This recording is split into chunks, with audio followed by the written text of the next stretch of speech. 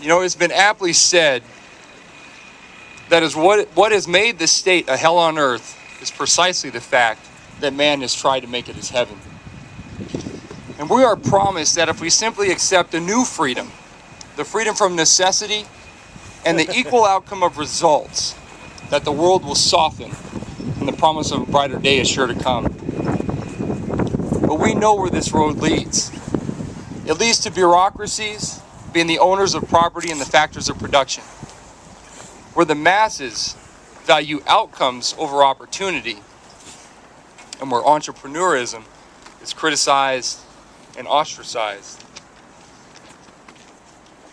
And it's simple, because the history of human civilization has been a never-ending battle between those who want to live their lives independent of other men and those who want to live their lives on the backs of other men.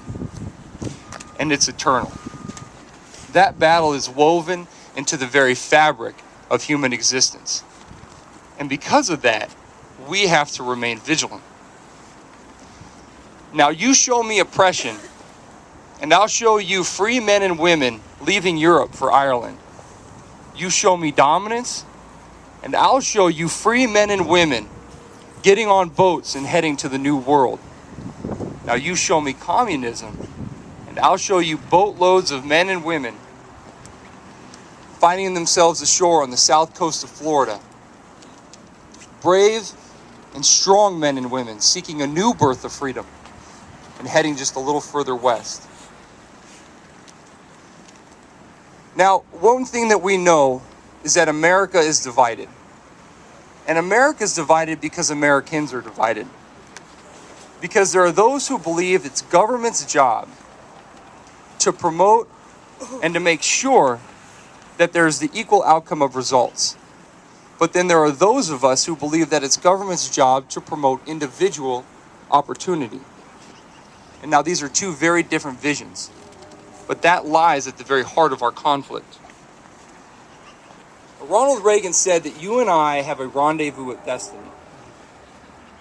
Like the patriots at Concord, who didn't throw down their guns and die on their knees, but instead they fired the shot that was heard around the world. Like General Ulysses S. Grant, who said to General Buckner at Fort Donaldson, no terms except an unconditional and immediate surrender can be accepted. And that is the same determination that we must have in preserving American exceptionalism. Now, as Americans, we are exceptional. But the exceptionality of our founding is not in that we're different from anyone else. For every last one of us are subject to the same failings of human nature. But instead, we are exceptional because we are the exception to the rule. The rule was dungeons, tyranny, subjugation, and fear.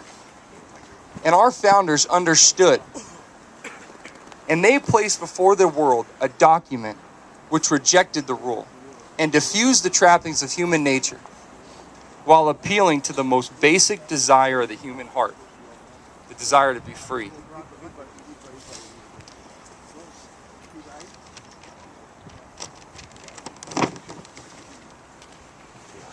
And it's in those places where subjugation of the human people have been removed that man has been rapidly able to meet the demands of ever widening ranges of desires.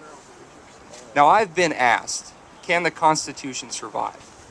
Can America survive? We don't have a choice. We must. Because the fact is that there's nowhere left to go. We are the last best hope for mankind. There's no further west that we can head.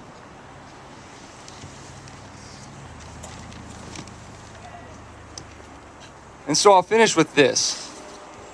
Let us not go calmly, but instead be like the signers of the Declaration while being hunted by British troops and sign our names for the support of this declaration. With firm reliance on the protection of divine providence, we pledge our lives, our fortunes, and our sacred honors. God bless.